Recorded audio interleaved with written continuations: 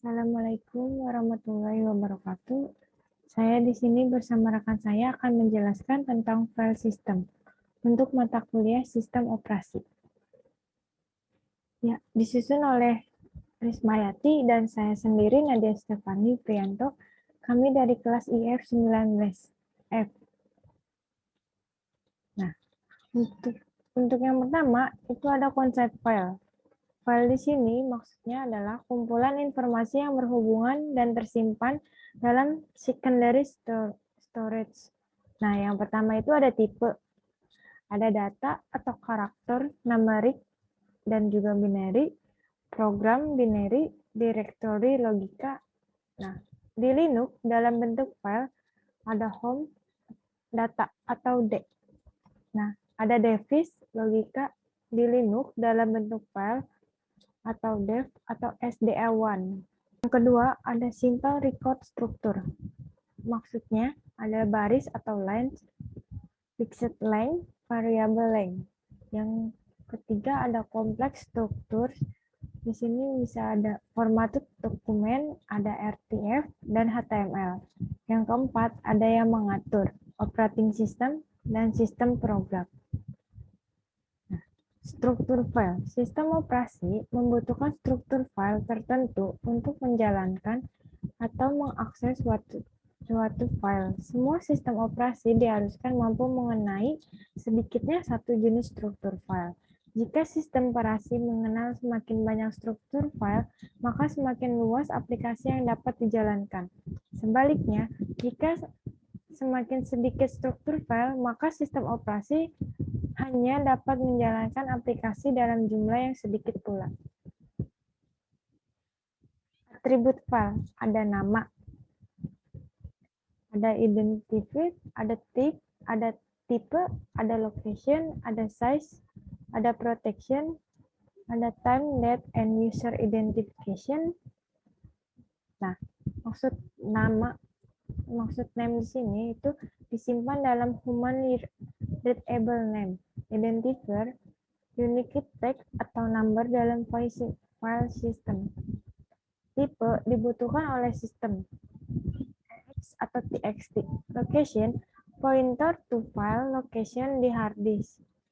Size, current file size atau ukuran. Protection, control siapa yang reading, write, atau executing. Time, date, and user identification, data untuk protection, security, dan user monitoring. Operasi file. Di sini ada create, yaitu menciptakan file, write menulis file, read itu membaca file, delete hapus file, dan seek mencari suatu data di posisi tertentu. Selanjutnya ada open files.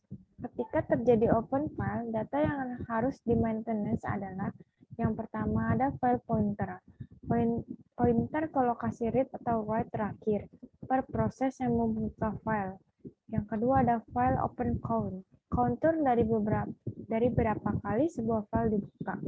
Yang ketiga ada lokasi disk, tempat penyimpanan file berisi dari informasi akses data. Yang keempat ada access right, hak akses per proses file. Selanjutnya ada open file looking, dilakukan oleh OS dan program. Terjadi ketika ada akses ke file.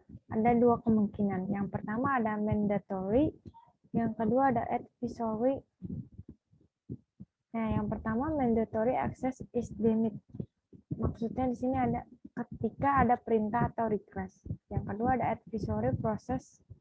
Nah, dapat menemukan status of logs dan memutuskan yang dilakukannya sendiri. Nah, di sini ada tipe file, nama sama ekstensinya. Yang pertama ada executable, yang kedua ada object, yang ketiga ada shortcuts, yang keempat ada batch, yang kelima ada text, yang keenam ada word process, yang ketujuh ada library, yang ke-8 ada print or view, yang ke-9 ada archive, dan yang ke-10 ada multimedia. Dan juga di sini ada ekstensinya masing-masing dan fungsinya dan fungsinya. Selanjutnya saya persilahkan untuk Wismayati. Kepadanya saya persilahkan. Selanjutnya yaitu direct access dan indeks sekuensial. Direct access sangat berguna untuk pengaksesan langsung informasi dalam jumlah besar. Contoh yaitu database. Indeks sekuensial file juga dapat dilihat sebagai sederetan blok yang berindeks.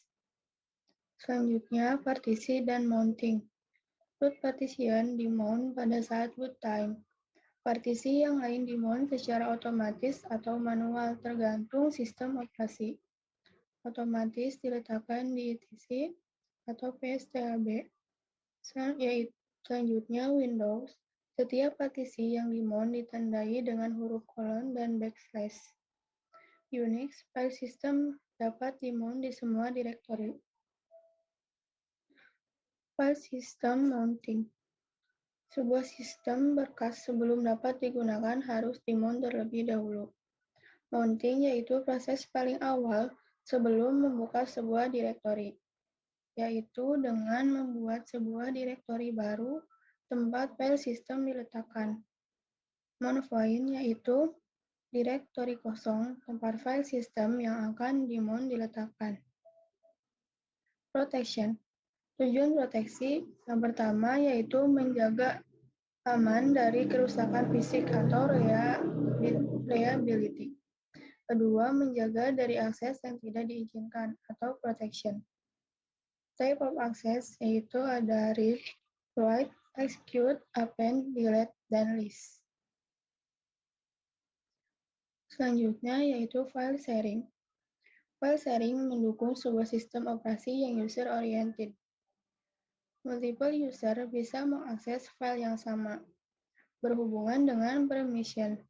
Pada multiple user, owner ID yaitu user yang bisa mengganti atribut, membuka akses, dan mengontrol sebuah file atau directory. Group ID yaitu sekelompok user yang men-share akses sebuah file. Universe yaitu bersifat umum.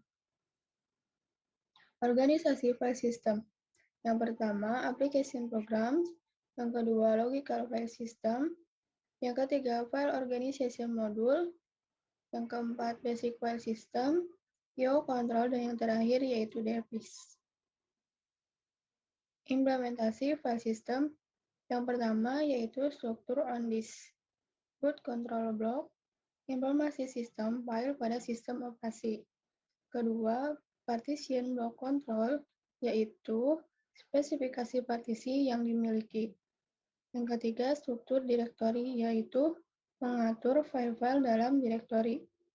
Yang terakhir yaitu FCB, file control block, yaitu detail mengenai file yang spesifik. Yang kedua yaitu struktur in memory. Yang pertama, table partition, yaitu informasi semua partisi yang di-mount.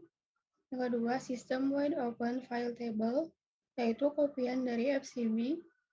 Terus ada lagi struktur directory atau LRU stack, yaitu informasi direktori yang paling sering diakses.